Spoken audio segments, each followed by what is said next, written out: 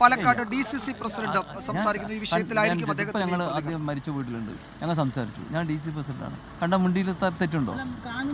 മുണ്ട് അത്രയല്ലേ ഉള്ളൂ.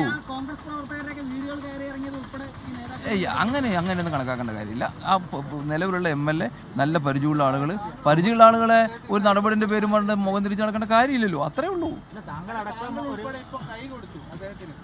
അയ്യോ ഞാൻ ചോദിച്ചോട്ടെ, ഞാനിപ്പോ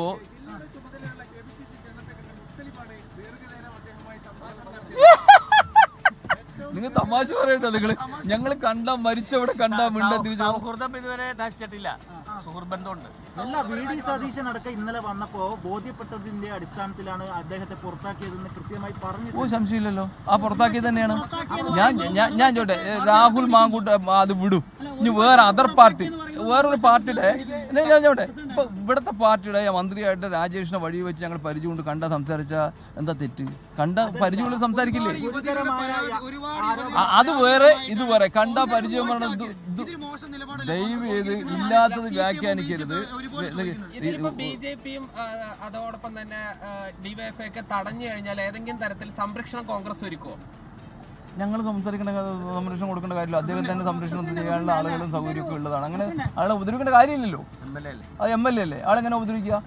ഞാൻ MLA-മാരെ ഒരു പാർട്ടിയിൽ നിന്ന് വെളിയിൽ പുറത്താക്കിയെന്ന് വെച്ചാൽ അതുകൊണ്ട് MLA-ക്ക് സഞ്ചാര സ്വാതന്ത്ര്യം നിരോധിക്കാൻ പറ്റുമോ? എന്തിന്? അതിന്റെ ആവശ്യമില്ലല്ലോ. അദ്ദേഹത്തിന്റെ നിയമമടത്ത് വരുന്നു, ഇവിടുത്തെ മരിച്ച സ്ഥലങ്ങളിൽ പോകുന്നു, അദ്ദേഹത്തിന്റെ വ്യക്തിപരമായിട്ട് കാര്യങ്ങൾ പോകുന്നു. അവിടെ ആരും തടക്കില്ല എന്ന് തന്നെ എല്ലാവരും പറയുന്നു. തടക്കേണ്ട കാര്യമില്ലല്ലോ. ഓക്കെ, ഇത് നിങ്ങൾ ആരെയും നിങ്ങൾ ഉദ്ദേശിച്ചു എനിക്കറിയില്ല. അത് പാലക്കാട് DCC പ്രസിഡന്റാണ് മാധ്യമങ്ങളെ കണ്ടത്. ഒരു മരണ വീട്ടിൽ നിന്ന് രാഹുൽ മാങ്കൂട്ടത്തിലിനെ കണ്ടാൽ സംസാരിച്ചാൽ എന്താണ് തെറ്റ്, ഒന്ന് കൈകൊടുത്താൽ എന്താണ് തെറ്റ് എന്നാണ് DCC അധ്യക്ഷൻ ചോദിക്കുന്നത്. കോൺഗ്രസ് ഏതെങ്കിലും തരത്തിൽ രാഹുൽ മാങ്കൂട്ടത്തിന് സംരക്ഷണമൊന്നും ഒരുക്കുന്നില്ല. MLA എന്ന നിലയിൽ മണ്ഡലത്തിലെത്തുന്നതിന് രാഹുലിന് തടസ്സമില്ലല്ലോ എന്നാണ് DCC അധ്യക്ഷൻ പറയുന്നത്. അതിനപ്പുറം ഒരു കോൺഗ്രസ് പ്രവർത്തകൻ എന്ന നിലയിൽ എന്തെങ്കിലും ഒരു പരിഗണന MLA-ക്ക് നൽകില്ല എന്ന് DCC പ്രസിഡന്റ് ആവർത്തിച്ച് പറയുന്നുണ്ട്. അതല്ല, പ്രവർത്തകർ MLA-ക്കൊപ്പം ഇപ്പോഴും ഉണ്ട് എന്നാണ് മാധ്യമപ്രവർത്തകർ തിരികെ ചോദിക്കുന്നത്. പക്ഷെ അത് അങ്ങനെയില്ല.